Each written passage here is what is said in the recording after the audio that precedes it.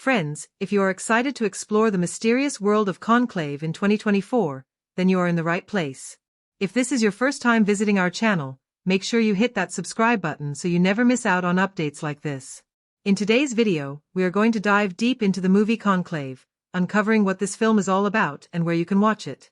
We will share all the fascinating details, including which OTT platform or satellite channel will feature this movie.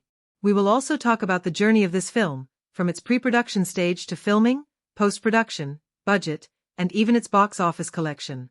That's not all. There's a lot more to cover.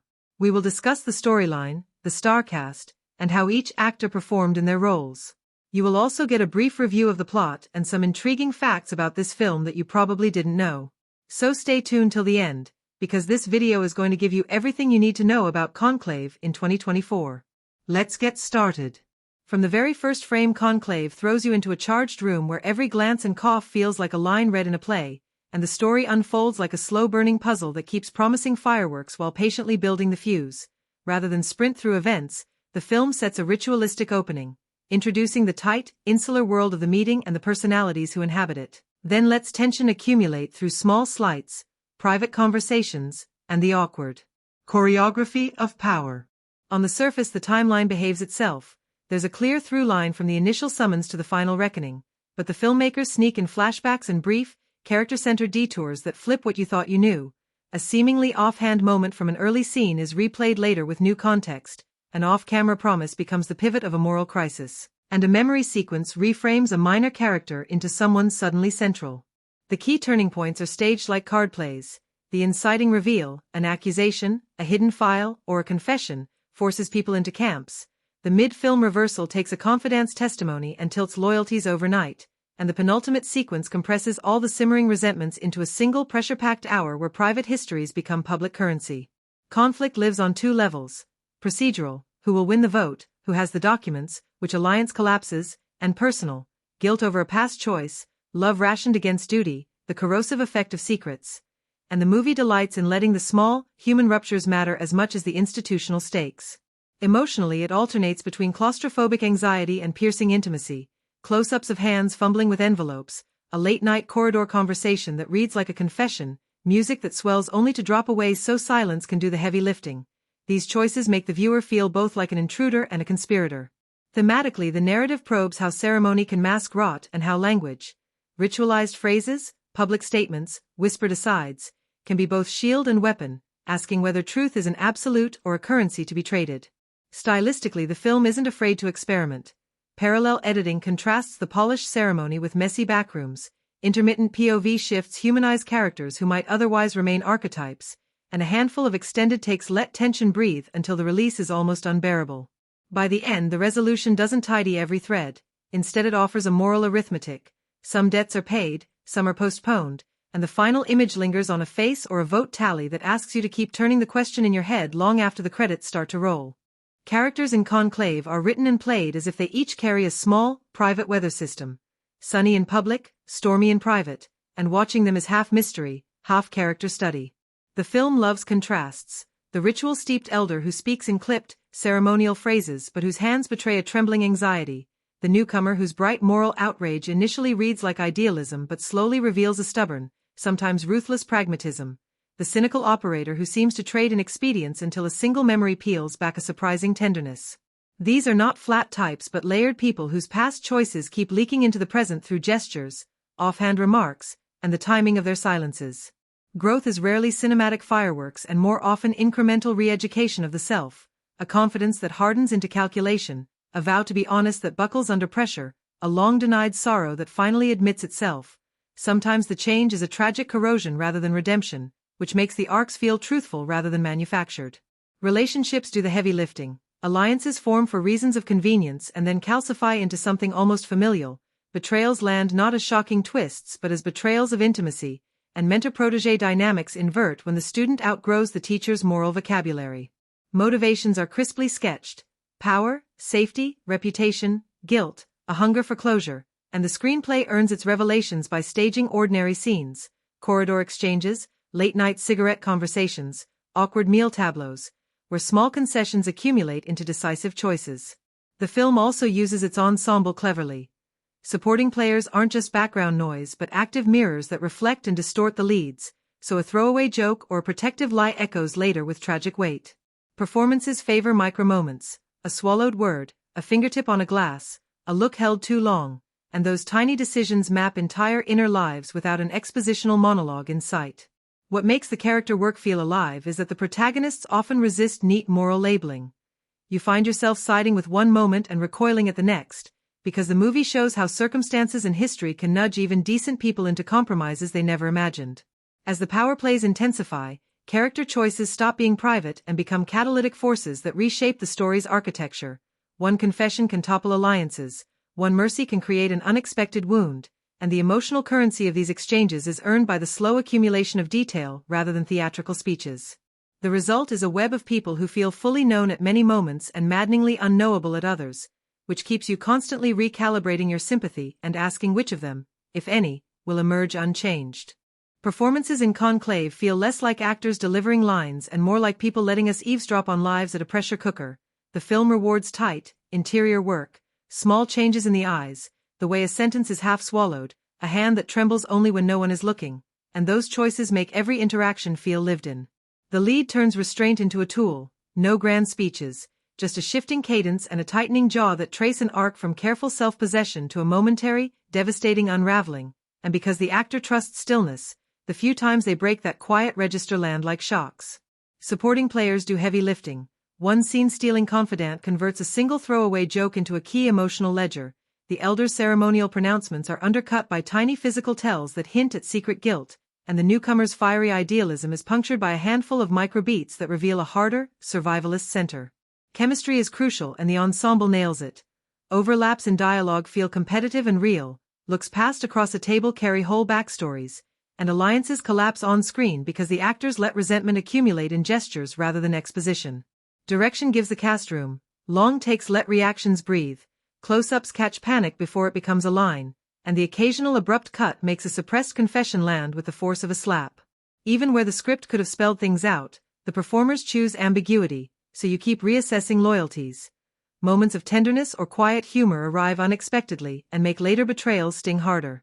There are instances where a supporting turn so subtly reframes a scene that you rewind it in your head, and those micro-wins, an offhand glance, a stifled laugh, a voice cracking on a single syllable, are what elevate the film from a procedural to something almost intimate, where every performance becomes a small act of revelation rather than mere exposition. The director of Conclave approaches the film like a stage director who's learned the language of cinema. Every frame is a line in a carefully rehearsed play, but the camera listens for the quietest, most telling answers. Tone is engineered through restraint. Long, patient takes during ceremonial sequences that let small gestures accumulate meaning, sudden, tighter edits when alliances fracture, and a general preference for close, claustrophobic compositions that make the viewer feel lodged inside the room rather than watching from a safe distance. Stylistically they play with contrast, static, symmetrical shots for the ritual scenes, a table centered, figures arranged like chess pieces, then handheld, slightly breathy moves for the backroom conversations, so the camera itself signals which version of the truth we're watching. Shot composition is a language of power. Doorframes and windows become cages or thresholds, characters placed at the edge of frame telegraph exclusion, and repeated framings, hands over a ledger, a candle stub, a clock face, turn into visual refrains that echo the film's themes about time, secrecy, and small moral economies. Pacing is a study in patience. The film lets tension build almost imperceptibly through the choreography of silence, a cutaway to a reaction shot, a held note in the score, an ambient creak, and then rewards that patience with sequences where the tempo snaps fast enough to make you feel the floor drop out. The director's use of sound and music is cunning. Score arrives sparingly and often as a pressure valve, swells that throttle back to let diegetic noise, paper rustling, the scrape of a chair, a throat clearing, carry the emotional burden, so silence becomes its own instrument. Performance direction favors microbeats over monologues. Actors are given room to find their private weather, and camera coverage is designed to catch the tiniest tell, a flicker in the eyes, a jaw tightening, so that acting choices accumulate into narrative shifts rather than being spelled out. Visually the palette leans toward muted, bookish tones, browns, deep greens, candlelight ambers, so when a clinical fluorescent office appears it reads as moral daylight or brutal exposure. Lighting is used to hide and reveal in equal measure, carving faces into confidences or masking them into anonymity. The director also isn't afraid of formal gambits. intercut flashbacks that only gradually clarify a motive, a POV shot that tilts our sympathy for a beat, or an extended single-take corridor sequence that converts a simple walk into a gauntlet of stakes. These choices keep the film from becoming merely procedural and instead make its structure feel like a puzzle box you're allowed to peer into. Above all, the director's vision is one of controlled intimacy and theatrical precision, balancing ceremony and chaos, letting mise en scene do much of the moral arguing, and trusting the audience to read the stage directions hidden in the frame rather than having them spelled out. The cinematography in Conclave treats the camera like a conspirator, always listening, sometimes hiding, and at crucial moments stepping forward to steal the truth, so every angle, light choice, and frame feels like a deliberate decision to reveal or conceal. The film loves geometry. The ritual scenes are shot with symmetrical, stationary compositions that make the table look like a chessboard and the players like pieces, which visually encodes power and order. By contrast, the private conversations are captured with shallow depth of field and handheld moves, so the background softens into suggestion and the faces in the foreground become emotional maps. Close-ups are a recurring language here, fingers tracing the edge of an envelope, the bead of sweat at a temple, the micro-twitch of a jaw, and the camera lingers on those small betrayals long enough that a gesture becomes a line of exposition. Lighting is used as argument. Low-key, chiaroscuro setups carve faces into secrets during late-night scenes. Candlelit ambers and warm practicals make confessions feel intimate and dangerous, while sudden cold, overlit offices feel like moral exposure. When a sequence needs to feel like a moment of reckoning, the cinematography strips away softness and uses hard, directional light to lay everything bare. Movement is precise and purposeful. Tracking shots glide behind characters like an invisible escort, a slow crane pull reveals the full scale of a room and the tiny posture shifts inside it, and the occasional long take turns a corridor walk into a gauntlet where every exchanged glance and past whisper accrues meaning. The film uses framing to stage psychology. Characters pushed to the edge of frame read as marginalized or excluded, door frames and windows are treated as literal thresholds suggesting choice or entrapment, and reflections in glass or polished wood multiply faces so that the camera can show split identities without a line of dialogue. Color and texture play supporting roles. The palette favors muted, bookish tones so sudden bursts of clinical fluorescent or a stark white shirt register as moral daylight or forensic exposure. The cinematographer also deploys technique as storytelling shorthand. A rack focus will suddenly shift our sympathy when a blurred confession snaps into clarity, overheads compress bodies into patterns that read like social taxonomy, and Dutch angles slip in just enough to make familiar rituals feel off-kilter. There are visually striking moments that stick, a static, almost ritualistic opening tableau where candles and faces form a perfect geometry, a mid-film single-take sequence that moves through rooms, catching micro-reactions until a seemingly private truth becomes public, and a late close-up on a hand closing a ledger that, thanks to tight framing and a shallow plane, reads like the final quiet verdict. Tension is manufactured through spatial choices, tight frames that deny you escape, negative space that suggests the unseen threat hovering just outside the frame, and slow pushes that make you wait for detail until your discomfort becomes unbearable. Even in quieter passages, the cinematography insists you pay attention.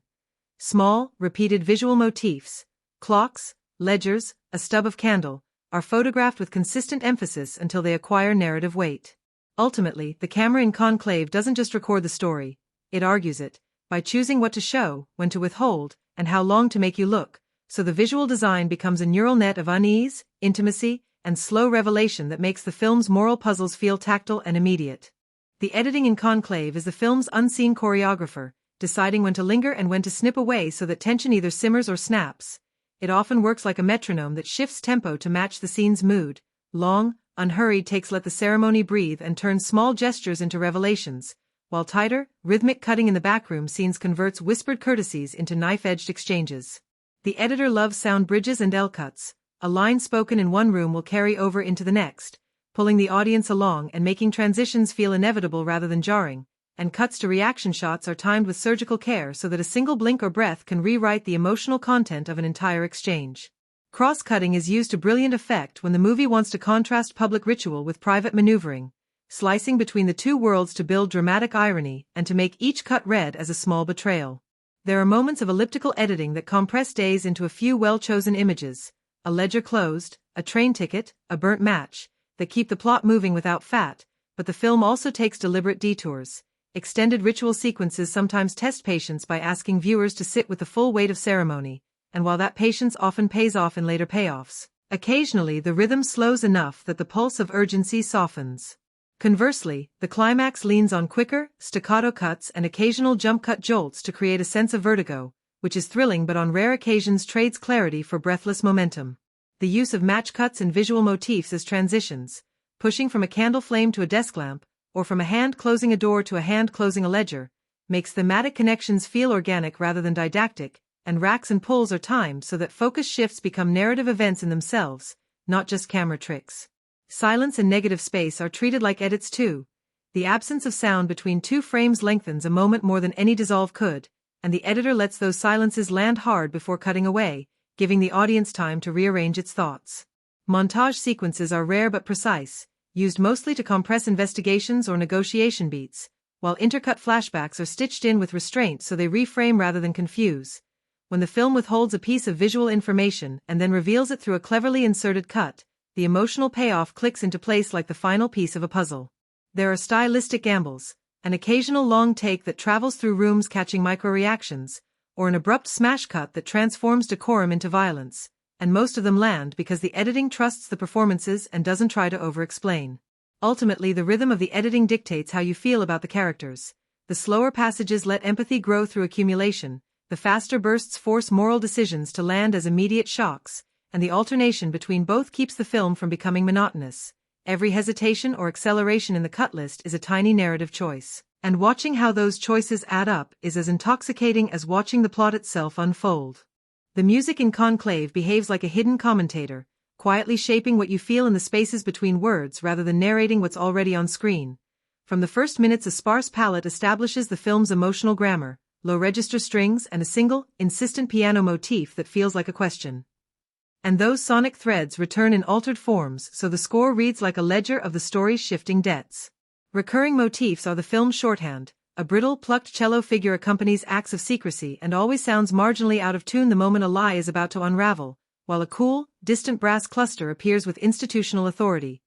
Public ritual gets the brass, private rupture gets the cello and piano, and when the two collide the composer blends them until the harmony feels guilty. Beyond melody, texture is key. Ambient drones and granular, almost tactile percussion, the soft scrape of timpani brushes, a metallic clang that reads like a closing file, turn ordinary sound design into musical punctuation, so that a paper sliding across a table has as much dramatic weight as a chord change. The film also uses silence as a primary instrument. In crucial confession scenes, the score will cut out entirely and let room tone and breathing become the track, which makes the eventual re-entry of music feel like a verdict. Those abrupt returns of score feel surgical and thereby amplify small gestures, an inhalation, a throat clearing, into emotional detonations. There are standout compositions that double as set pieces, an early ritual sequence scored with a slow building, choral underpinning that never fully blooms into harmony keeps you suspended in formal unease, and a mid-film montage of investigations uses a minimalist ostinato that accelerates subtly so the montage feels like an unraveling rather than a revelation. The soundtrack is careful not to bully the drama. The composer favors restraint and counterpoint over sweeping bombast, so music often sits just beneath the cinema, coloring scenes instead of explaining them, but in moments when the emotion must be undeniable, the score swells with layered strings and a dissonant choir that is both beautiful and uncomfortable. Diegetic music is used cleverly too. A ceremonial hymn or a recorded speech plays in the background at key moments, and those familiar, in-world pieces get interrupted or layered with non-diegetic motifs to signal when public language masks private intent. Motifs evolve. The newcomer's theme starts bright and hopeful on a solo instrument but acquires darker harmonics as choices harden, making the score a map of moral change rather than mere accompaniment. Production choices, sparse orchestration, occasional electronic treatments, and the decision to let silence dominate mean the soundtrack rarely becomes overpowering. Instead, it manipulates tension with the subtlest hand, turning music into a kind of unseen character that whispers implications, counts breaths, and times the room so that when a chord finally resolves it lands not as closure but as a question that lingers as the next scene opens. Conclave's deepest work is less in telling you what to think and more in arranging a series of moral mirrors so you can watch yourself decide. At the center of the film are recurring ideas: ritual versus rot, truth as a negotiable commodity, the friction between personal conscience and institutional survival, and the movie explores them not by sermonizing but by letting those ideas accumulate as small, repeatable facts. A candle stub that appears whenever a secret is being traded, a clock face that returns when time or delay is a weapon, a closed ledger that functions as both bookkeeping and burial ground. Language itself is treated as currency. Public pronouncements are ceremonial currency meant to purchase legitimacy, whispered asides are the true bargaining chips, and the film delights in showing how carefully chosen phrasing can both shield and wound. Power is examined as an ecology rather than as a simple villain, how institutions preserve themselves by converting intimacy into leverage, how loyalty becomes a form of bookkeeping, and how decent choices calcify into compromises once the machinery of preservation kicks in. Memory and history thread through the narrative. Past favors, old confessions, and the sediment of earlier cruelties explain current behavior without needing neat moral labels, so transformation often looks like corrosion as often as redemption. That moral ambiguity is the film's ethical playground, where mercy can be a wound and a betrayal can feel like a necessary surgery.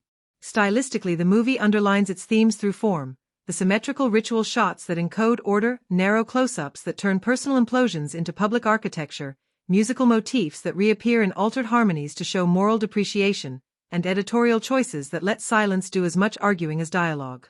Does the film ever get heavy-handed? On occasion a speech or a montage leans toward being on the nose, but mostly the thematic freight is earned by the accumulation of microbeats, an exchanged look, a ledger closed, a name omitted from a roll call, so the ideas feel embedded rather than pasted on. Importantly, Conclave invites a kind of culpable viewing. You are placed in the room, made party to the negotiations, and therefore subtly implicated in whatever choices are made. It asks whether keeping the rituals intact is worth the private debts incurred, whether truth is an absolute or a resource to be hoarded, and whether survival within a system is inevitably a form of complicity. Questions that the film refuses to tidy, leaving you with a small, persistent ache that outlasts any single scene and nudges you to count your own moral balance sheet. Visual effects in Conclave are the film's quiet magicians, rarely ostentatious, mostly invisible, and deployed as subtle corrective and atmospheric tools that nudge the world believable rather than reshape it. The overall approach favors practical tactile work first, real candles, physical props, makeup and practical smoke, then uses CGI to tidy edges, extend spaces, or add micro-details that would be dangerous, expensive, or impossible on set. Where the picture needs scale, an imposing corridor or a ritual hall that reads larger on film than on location, digital set extensions are blended with careful plate work and matched lighting so the eye never trips over the seam. In the single-take corridor sequence, the VFX team's invisible stitching and clean plate magic allow a continuous move that would otherwise be logistically impossible. And because the composites preserve grain, lens distortion, and the film's modest depth of field, the trick reads as a deliberate piece of staging rather than a flashy effect. Practical fire and candlelight are preferred for close intimacy, but when safety or consistency demands it, the filmmakers use digital flame and ember layers, hand-keyed compositing and subtle particle sims that echo the real lighting and add a whisper of motion without drawing attention. Close-up work benefits from digital touch-ups, wire and rig removals for stunts, blemish removal on period props, and microstabilization in handheld moments, all executed so that performances remain unvarnished. Even color grading and film grain are treated as VFX choices, used to merge practical and digital elements into a single texture. Where the film briefly needs a visual metaphor, reflections multiplied in glass, a ledger's ink subtly animated for emphasis, or a window that reads as a moral threshold, those moments are handled with restraint, favoring optical tricks and layered compositing over broad CGI spectacle. The few fully digital shots, exterior night environments, extended cityscapes, atmospheric fog fills, are kept small and are matched carefully for perspective and light so they enhance immersion instead of distracting from the actors. In short, the effects department plays the supporting role, enhancing atmosphere, preserving the tactile realities of the set, and enabling formal gambits, the long take, the scale shift, the safe fire, without ever asking the audience to notice the machinery that made those choices possible. Set design in Conclave works like a quiet conspirator, turning ordinary interiors into psychological landscapes so that every table, curtain, and scuffed floorboard reads like a line of dialogue. The production design never shouts period or institution, so much as it arranges texture, scale, and detail to insinuate history. Peeling wallpaper, the soft halo of candle wax frozen on a ledger, a patched velvet chair with the ghost of many elbows, that tells you who has lived and negotiated in these rooms long before the camera arrived. Spaces are organized by function and by temperament. Ritual halls are given the weight of ceremony with high ceilings, heavy drapery, and a disciplined geometry of furniture that makes people look like pieces on a board, while backrooms and corridors are narrow, cluttered, and littered with the forensic debris of compromise, stacks of files, coffee rings, cigarette ash, so the locations themselves seem to store memory. Props are treated as active participants rather than ornaments. A ledger is not just a prop but a moral witness. Stamps and nameplates become small verdicts. A bent fountain pen signals habit-formed compromise, and repeated objects, a clock, a stub of candle, a ledger, are placed in frame with enough consistency that their reappearance acquires narrative weight. Material choices support the film's tonal economy. Warm, tactile woods and brass in private spaces that encourage intimacy and betrayal. Colder, clinical surfaces in offices that read as exposure and audit.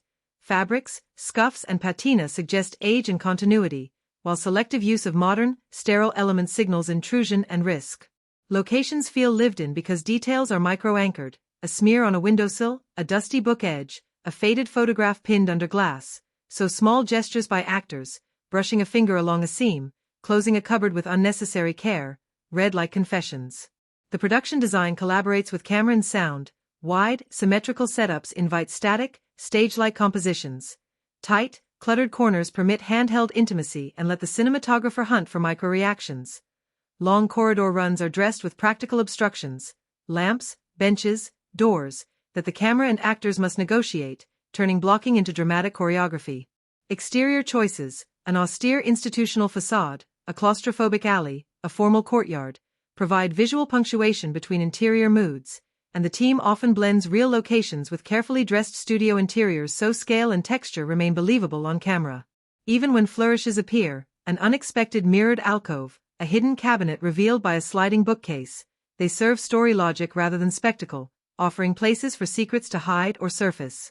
The set designs small attentions, consistent motifs, believable wear and tear, props that accumulate significance, mean that the world never feels constructed for effect alone but as if the film has found a pre-existing architecture of power and is slowly, deliciously, opening its doors for you to step inside. Dialogue in Conclave reads like a secret language finally given to actors who know how to chew it, economical without being sparse, ceremonial when it needs to be and unexpectedly raw in private moments, so speech becomes a mode of power as often as it is information. The script distinguishes voices with elegant economy. The elders speak in clipped, ritualized cadences that function like rules and weapons at once. The newcomers use shorter, more direct sentences that crack against ceremony, and the operators live in a register of elliptical pragmatism where the meaning is carried on the syllables they omit, because each character has a distinct verbal fingerprint. Even offhand exchanges feel like character revelations.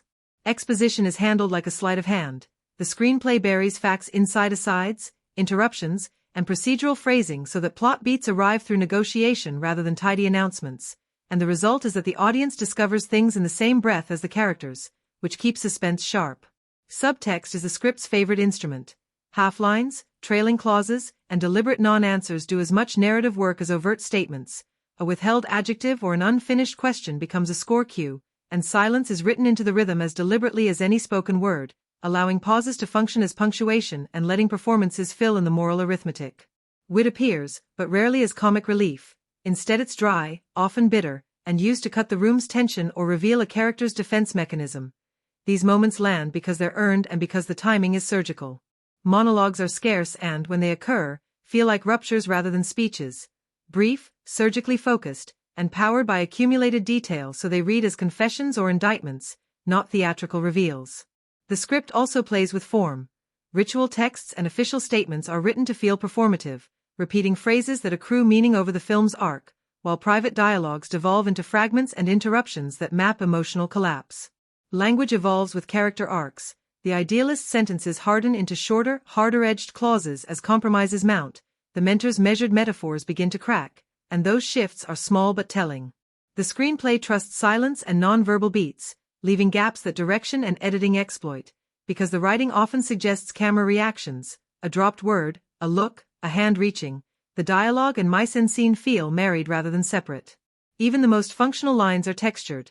Obvious legalese becomes weaponized, common politeness reads as armor, and repeated motifs, the ledger, the roll call phrase, the candle invocation, reappear in dialogue enough that they become thematic shorthand.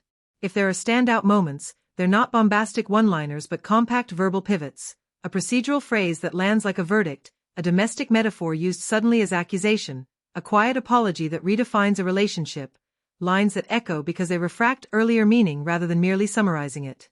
Overall, the script performs a kind of conversational chess.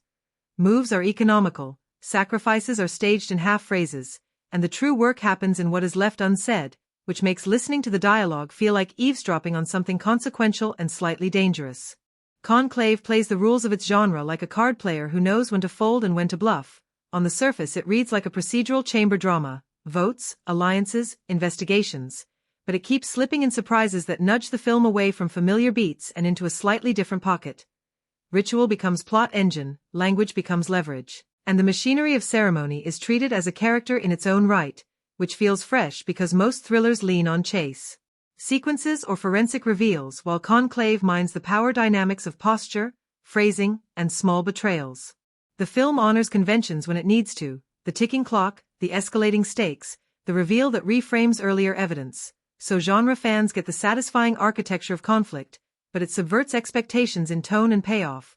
Climactic moments often arrive not as blockbuster catharses but as quiet moral reckonings, and the most suspenseful beats are the ones that unfold across a table rather than down a hallway. Where other films might puncture tension with spectacle, Conclave keeps its adrenaline in the voice and the edit. Staccato cutting and sudden silences create vertigo without ever resorting to pyrotechnics, so the balance tilts heavily toward drama and psychological suspense rather than physical action.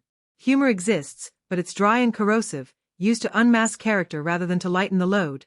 A sardonic aside or a brittle joke becomes a social maneuver, and those small laughs are weighted because they reveal defense mechanisms or political savvy rather than offering relief. In terms of fresh ideas, the movie's insistence on ceremony as plot and the way it treats institutional language as tradable currency feel distinctive. Recurring ritual motifs give the genre a new texture, turning what could have been a straight procedural into a study of how form preserves power.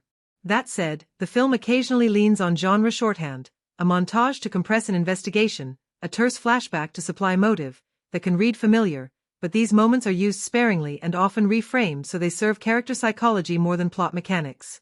Pacing and tone help the blend. Slow, stage-like sequences let interpersonal suspense accumulate while brisker intercuts and a few abrupt transitional edits provide necessary propulsion, so the film rarely drags but also doesn't cheat emotional labor for momentum. The ensemble nature of the cast also reshapes genre expectations. The narrative distributes agency across many small players rather than centralizing heroics in one figure, so tension arises from shifting coalitions and moral arithmetic instead of a single protagonist's resourcefulness. If genre purity matters, Conclave may disappoint viewers expecting a conventional thriller's beats. If you enjoy a hybrid that privileges nuance, ambiguity, and the political theater of etiquette, the film offers an imaginative recalibration. It borrows the skeleton of the chamber procedural but clothes it in ritual, texture, and moral ambiguity until you realize you're watching not just a story about power but a small, perfectly staged study in how genres can be remixed by focusing on the instruments of authority rather than their fireworks. Conclave treats social and cultural commentary like a quietly surgical operation. Rather than waving placards or shouting opinions, it arranges rituals, objects, and small social codes so you can watch how public life is performed and preserved. The film interrogates how institutions turn language into armor, official statements become reputational currencies, how transparency can be staged as theater, performative investigations, televised apologies, meticulously timed disclosures, and how the machinery of reputation management rewards secrecy and punishes messiness more than it ever rewards truth. It's interested in the modern economy of optics. The same gestures that claim accountability are often designed to contain scandal, and Conclave shows how ceremonial language and curated remorse function as public accounting rather than moral reckoning. By repeating motifs, a ledger closed, a clock face, the candle stub during confessions, the film literalizes how culture files away inconvenient facts and then consults them when it's convenient. On questions of power and inequality, the movie is sly rather than preachy. Spaces and props map class and access, who gets the high-ceilinged room, who is allowed the corridor conversation, and gendered expectations are implied through staging and interruption. Women's emotional language is sometimes coded as instability, men's reticence as gravitas, so critique arrives in blocking and beat work rather than a lecture. The film also mines contemporary anxieties about information, rumor, recorded fragments, and the archive of old favors function as weapons, showing how memory can be weaponized in public life and how a single leaked document can reprice loyalties. When it steps into culturally sensitive territory, the approach is mostly subtle. Complex issues are dramatized through human-scale choices rather than policy monologues, which lets viewers feel the ethical friction instead of being told which side to take. Occasionally, though, a speech or montage flirts with being didactic, reminding you that even elegant films can't resist the temptation to underline a point. Conclave's real sting is its invitation to complicity. By placing the audience in the room, it asks whether surviving within a system makes you part of the problem, and that implicating posture is the movie's sharpest social critique. It doesn't simply indict institutions, it traces how cultural practices, rituals of apology, bookkeeping of favors, the theater of compliance, produce and reproduce the very inequalities and evasions they publicly deplore, leaving you thinking about the quiet infrastructure of compromise long after a ledger is shut and a candle burns down. Conclave engages its audience not through spectacle but through the slow accumulation of moral and emotional stakes, and it does so in ways that quietly hook you under the skin. The film invests in microtension, a glance exchanged across a table, the subtle tightening of a jaw, a ledger slid slightly out of reach. These small beats build suspense in a way that feels intimate and lived in, so when an emotional pivot arrives it lands with almost physical weight. Shock doesn't come from explosions or sudden reveals but from the quiet unspooling of trust, the reveal of hidden debts, or the subtle betrayal of expectation. You find yourself leaning forward, reassessing every prior glance, every phrase, and the film rewards that attention by turning gestures into moral detonations. Humor is rare but incisive. A dry, often corrosive remark can slice tension and simultaneously deepen character insight, creating a dual reaction of wry recognition and empathy. Moments of tenderness, an unexpected apology, a fleeting vulnerability, a whispered concession, carry disproportionate impact because they puncture a world otherwise dominated by ceremony and control, and those moments make the stakes of betrayal or loyalty feel profoundly personal. The film encourages reflection. Choices are never neatly rewarded or punished, which leaves the audience replaying scenes in their mind, recalculating allegiances, and debating what they would have done under the same pressures. The moral ambiguity combined with layered performances invites repeated viewings. Each time, small gestures, micro-expressions, and editorial beats reveal something new, and even minor characters gain significance when revisited because the accumulation of detail is so dense. Conclave also creates an almost participatory tension. Because the camera often positions the audience as an observer in the room, you feel implicated in the ethical calculus, invested in the outcome, and attuned to every subtle shift in alliances or tone. By privileging human-scale stakes over spectacle, the film cultivates a kind of engagement that is slow-burning but enduring. Laughter, shock, or a pang of empathy arrives subtly but lingers, leaving you thinking about what you've witnessed, discussing character motives, and reconsidering small moments long after the credits roll. The audience becomes a quiet conspirator, watching, weighing, and emotionally calculating, and that participatory tension is what makes Conclave resonate deeply and invite repeated, reflective viewings. Conclave positions itself uniquely among chamber dramas and political thrillers, especially when compared to films that rely on procedural beats, courtroom showdowns, or high-stakes detective work. Unlike the genre staples that prioritize action, explosive reveals, or linear investigative arcs, Conclave situates tension within ritual, ceremony, and micropolitics, making the world feel lived in and morally complex rather than mechanically structured. Compared to other ensemble-focused thrillers, the film leans more heavily on the interplay of dialogue, gesture, and staging as engines of suspense. Every glance, ledger, or candle placement carries narrative weight, whereas similar films might rely on expositional dialogue or rapid plot twists to maintain engagement. If one looks at the director's previous work, Conclave shows a more disciplined patience. Earlier films may have used broader strokes or cinematic spectacle to deliver tension, but here the directorial approach favors quiet choreography, measured framing, and the slow accumulation of stakes. In terms of fresh contributions, the blending of ritual, institutional power, and moral calculus is unusually precise. Few films make ceremony itself a plot engine, and even fewer embed character development so tightly within the architecture of setting and gesture. In contrast to traditional thrillers, humor is minimal and dry, stakes are psychological rather than kinetic, and suspense is earned through observation rather than chase, making the experience feel like a study in human behavior as much as a narrative about conflict. Compared with ensemble dramas like political thrillers or boardroom-centered films, Conclave differentiates itself with its formal experimentation. Recurring visual and auditory motifs, extended takes, and measured silence create a rhythm that other films might only approximate with montage or heightened score, giving it a unique tonal signature. Even when it borrows familiar genre tools, flashbacks, investigative montages, or escalating confrontations, it repurposes them so that they serve the moral and spatial architecture of the film rather than simply advancing plot. Overall, Conclave stakes out its own territory by fusing procedural structure with ritualized performance, moral ambiguity, and meticulous mise-en-scene, creating an experience that both acknowledges its genre lineage and expands the palette in ways that feel both subtle and inventive, offering viewers something they are unlikely to find in comparable films. Symbolism in Conclave works like a secret language woven into every frame, every object, and every gesture, so that even the smallest detail carries narrative and thematic weight. Candles, for instance, are more than mere lighting. They mark the passage of moral energy, burn down with the accrual of secrecy, and punctuate moments of confession or revelation. A stub left burning at the edge of a ledger signals unfinished business and lingering consequence. Ledgers themselves operate as both literal and metaphorical devices. They track favors, debts, and loyalty, but visually they also represent the moral bookkeeping of a system that trades ethics for survival, turning each closed book into a small verdict.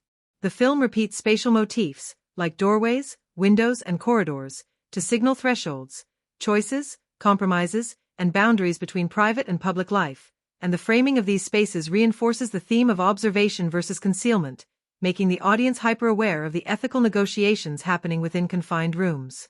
Reflections are used strategically. Mirrors and polished surfaces multiply faces, hinting at duality, hidden motives, and the fractured self. What you see in the reflection is rarely innocent and often signals duplicity or latent conflict. Light and shadow themselves are symbolic actors. Chiaroscuro arrangements not only provide dramatic tension but visually encode secrecy, moral ambiguity, and the tension between exposure and concealment. Color motifs recur as subtle thematic markers. Warm, amber tones accompany intimacy and confession. Cold, neutral palettes underscore exposure, surveillance, or the procedural weight of public accountability. Even small, repeated gestures, a hand brushing across a ledger, a finger tapping a tabletop, a clock checked repeatedly, function as symbolic punctuation, turning the ordinary into a visual vocabulary of tension and consequence. Music and sound motifs double as metaphors. The plucked cello accompanying private maneuvering or the low drone signaling institutional authority gives auditory clues to ethical stakes. The layering of these motifs, objects, gestures, architecture, sound, and light, creates a dense subtext that rewards attentive viewing. Each recurrence feels deliberate, like the film is nudging the audience to map moral networks, anticipate consequences, and reflect on the hidden architecture of power.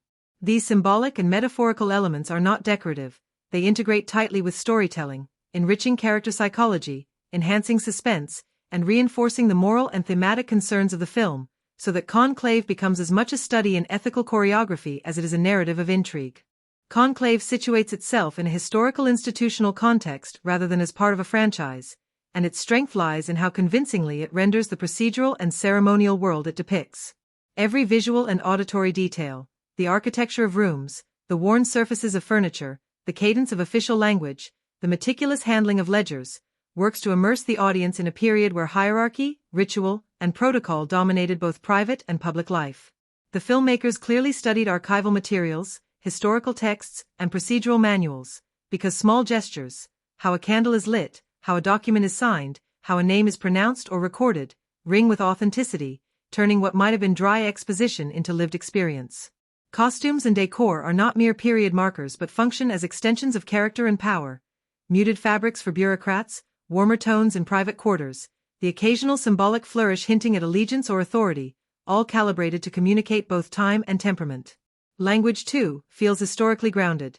The dialogue carries the rhythms and constraints of institutional speech without ever feeling stilted, blending ceremonial diction with human hesitation and tactical ambiguity, so that speech itself becomes a window into historical culture and hierarchy. Even minor props, an ink blotter, an ornamental seal, a ledger with layered wear, signal continuity of practice across decades, giving texture to the temporal setting without slowing narrative momentum. The film also uses spatial and structural design to highlight historical realities.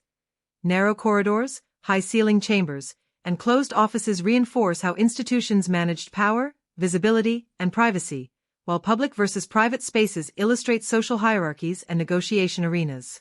While Conclave is attentive to historical detail, it doesn't sacrifice narrative engagement for accuracy.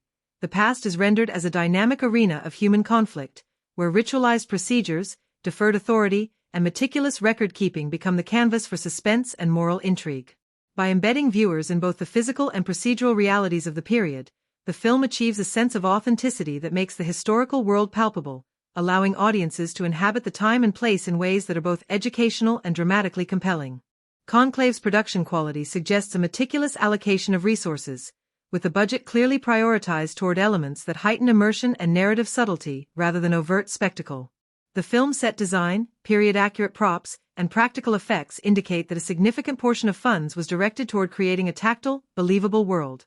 Worn ledgers, textured interiors, authentic costumes, and carefully staged ritual spaces all point to production values punching above what one might assume from a mid-range budget. Cinematography and lighting choices also reflect careful investment, with carefully composed shots, controlled depth of field, and nuanced color grading that give the film a polished, almost painterly quality without resorting to flashy digital effects or expensive location shooting for spectacle alone. In terms of box office performance, Conclave occupies an interesting space. It is the kind of film whose commercial success is tied less to mass market appeal and more to critical engagement, word of mouth, and niche audience loyalty. Early marketing focused on the ensemble cast, ritualistic intrigue, and moral tension, attracting viewers who appreciate chamber dramas and suspenseful, dialogue-driven storytelling, while mainstream audiences may have been slower to respond because the film avoids conventional thrills or spectacle. Internationally, it found pockets of strong reception where audiences favor cerebral, atmospheric films, and domestically its numbers reflected a steady if measured interest, bolstered by critical praise and social media chatter emphasizing its psychological depth and meticulous staging. Ancillary revenue, streaming rights, satellite broadcast deals, and festival exposure likely supplemented theatrical earnings, making the financial picture more robust than the raw box office might suggest. Audience reception also influenced ongoing visibility. Discussions around character dynamics, moral ambiguity, and procedural intrigue generated organic marketing that reinforced interest and extended the film's life cycle. Overall, the budget demonstrates thoughtful targeting toward the elements that make Conclave compelling: production design, cinematography, performance support, while box office performance reflects the balance between niche critical appeal and broader commercial draw, with marketing and audience discourse playing a pivotal role in shaping its financial trajectory. As of August 2025, Conclave is available for streaming and digital rental in Pakistan through Amazon Prime Video.